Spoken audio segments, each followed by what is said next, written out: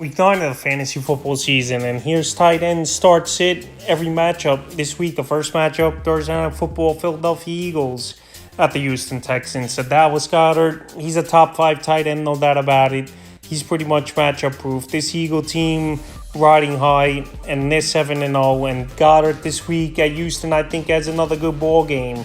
And I have him as a start this week. Now to the Texans, Jordan Akins and O.J. Howard, they pretty much have had 1 or 2 good games all season, all these tight ends here. And in a tough matchup versus the Philadelphia Eagles and Davis Mills, not really getting anything going. They're both sits this week. Now to the Carolina Panthers at the Cincinnati Bengals. So right here, P.J. Walker, he's not really getting the tight ends involved. I know Tremble had a touchdown a couple weeks ago, but that was his only catch of the game for 29 yards and finding the end zone. So right here, Ian Thomas, he's been a non-factor over the last few seasons.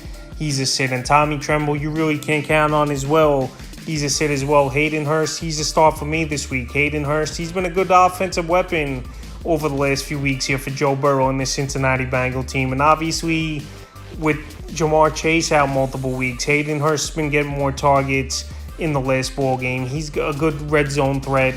And we've seen it in Hurst's career where he got solid performances. So right now, I think he get anywhere from 8 to 10 fantasy points this week. Now to the Buffalo Bills at the New York Jets. Dawson Knox back on the fantasy radar a little bit here with 2 games in a row finding the end zone. But if he didn't score those touchdowns, the targets still haven't been there and the fantasy points haven't been there. But right here at the New York Jets, it wouldn't be surprising to me if Knox could find the end zone in this one here and be a guy to start. And especially with 6 teams on bye, I'm going to give him a nod this week. Now to the Jets side of things, Tyler Conklin, I know he's coming off a 2-touchdown performance and the biggest ball game of the season here for him, but I still have him as a sit. It's a tough matchup versus Buffalo. And we saw the first 3 weeks where Zach Wilson was back in the lineup. Tyler Conklin wasn't doing anything, so he definitely was a guy recommended on the waiver wire this week. But right now, he's a guy I also don't have confidence in is starting as Tyler Conklin. Obviously, if you have no other options, you got to just roll the dice with him and put him in your lineup. But this week here versus Buffalo, I think he reverts back to his old ways with Wilson at quarterback, and he doesn't do much. So I got him as a sit. Now Minnesota Vikings at the Commanders. So right here, T.J. Hawkinson, a great deal for this Viking team. And Hawkinson, as long as he's playing up to snuff with the playbook, I got him as a star. Right here, he's going to be a nice big weapon in the red zone for Kirk Cousins.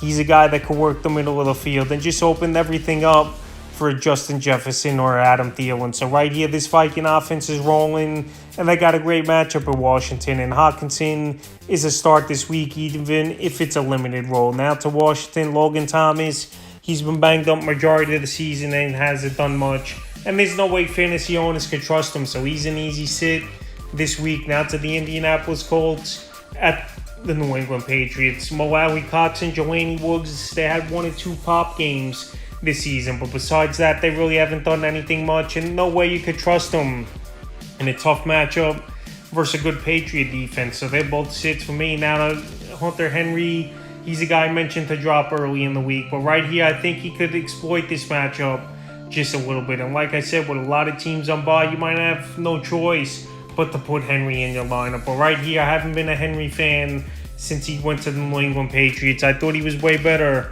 with the Los Angeles Chargers. But anyway, that's water under the bridge. And this week here, in a mediocre matchup, I got him as a borderline option. Now to the Las Vegas Raiders at the Jacksonville Jaguars. So right now, Foster Monroe, he was the best player pretty much on the offense last week in that abysmal performance at the New Orleans Saints here for this Raider team. So right now, Foster Monroe, if Waller is out, I'll give him the nod again. But if Waller finally comes back from his injury here, I'll give him a start. But Darren Waller, the last few seasons, he's very injury prone.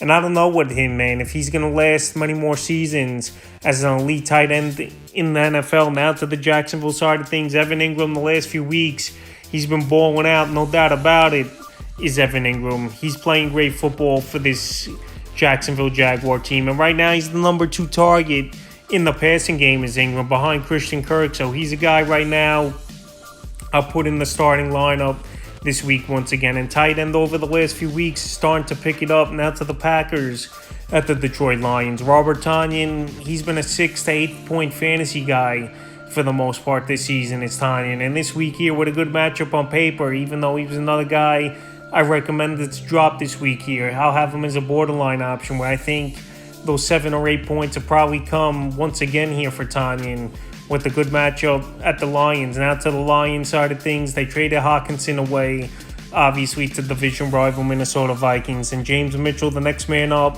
and the tight end they want to see. But right here, Mitchell's an unknown. He's a young player, and the Lions hope they can find something out of him after getting decent draft capital for Hawkinson. But this week here, I can't trust Mitchell, and I have him as a sit. Now to the Miami Dolphins at the Chicago Bears. Mike Gesicki, he's been one good week, one bad week. So right now, I got Gesicki as a borderline option. We know he's a big target. We know he can run and make some plays here. But this Dolphin team, it's all about Tyreek Hill and Jalen Waddle right now on the outside. But Gesicki being that middleman in the red zone. So right here this week in a mediocre matchup with Chicago versus tight ends, I got him as a borderline option. Now to the Bears side of things, Cole Kmet.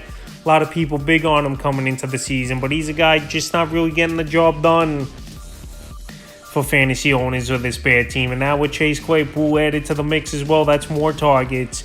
I think that's going to be taken away from Cole Kmet. So this week here, he's an easy sit. Now to the Los Angeles Chargers at the Falcons. Gerald Everett back off bye week, and he's been a solid option for this Charger team. And now with Mike Williams out multiple weeks here and Keenan Allen possibly not playing again in this game, missing practice early in the week with a hamstring injury, Everett is a tight end I have confidence in, a tight end that I said obviously I was big on coming into the year. And once again, I have him as a start versus a weak Atlanta middle of the field and linebacker core this week. Now Kyle Pitts, he finally put up a big ball game in week 8 was Kyle Pitts versus the Carolina Panthers. So right here with 6 teams on bye and coming off a game with some momentum here, I'll give Pitts the nod, but it wouldn't surprise me to see him go back the other way with only 3 or 4 fantasy points. But this week here, I'll give him the nod. Now Seattle Seahawks at the Arizona Cardinals. Will Disley and Noah Fant here, they pretty much been guys that are filling in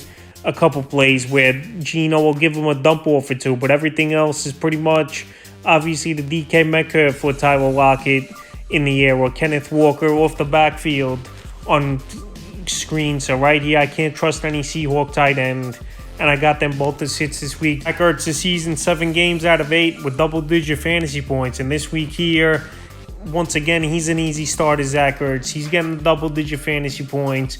And the field opens up more for him as well with DeAndre Hopkins getting a lot of attention rolling his way. So Zach Ertz each and every week's a top 3 to top 5 tight end. And I got him as a start this week. Now the Rams at the Tampa Bay Buccaneers. Tyler Higbee, he had a little bit of a leg scare in last week's ball game, and also a neck stinger as well. But this week here versus Tampa Bay, I think Stafford, he's going to lean on Higbee and Cooper Kupp with a lot of blitz packages and a solid defense over there in Tampa Bay. So I think Higbee in PPR leagues could be a decent option once again with a lot of dump off and quick plays to him. And I have him as a start. Now to Cade Otton in this one. Cameron Brate, we'll see if he could play, but even if he does, he's a sit for me. Is Brate anyway. And Cade Otton, if he's going to start once again in this one, he's a borderline option. He's getting all the snaps pretty much, was a good thing to see for Cade Otton. He's a big target. And Tom Brady, the more merrier to get this Tampa Bay Buck team out of their 3-game skid. So right now, Cade Otton, I have as a borderline option this week here in 12-team leagues deeper. Now to the Sunday Night Football game. Tennessee Titans at the Chiefs. Austin Hooper, he's just a body at this point.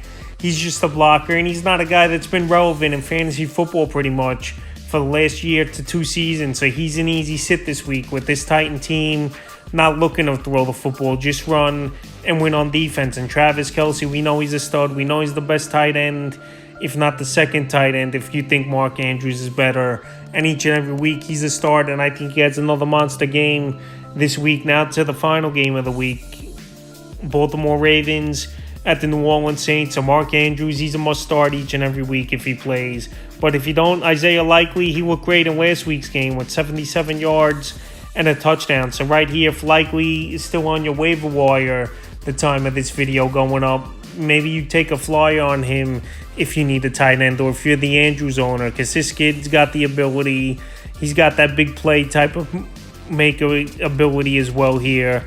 And we saw a flash of it in Tampa Bay on week 8 on Thursday Night Football. And now to the same side of things, Taysom Hill, he qualifies in most fantasy leagues as a quarterback and tight end. If you could plug him in a tight end and get that 8 to 10 fantasy points per week, why not? So Taysom Hill here you have as a start. 6 teams on bye. Tight end still not the greatest of positions here, so I'll give him a nod. And Juwan Johnson, like I said, he was a fluky one ball game a few weeks ago where he scored 2 touchdowns at the Arizona Cardinals. And last week, he didn't do much of anything. So right here, I got Hill as a start and Juwan Johnson as a sit. So it starts the sits of every matchup of week 9 of the fantasy football season.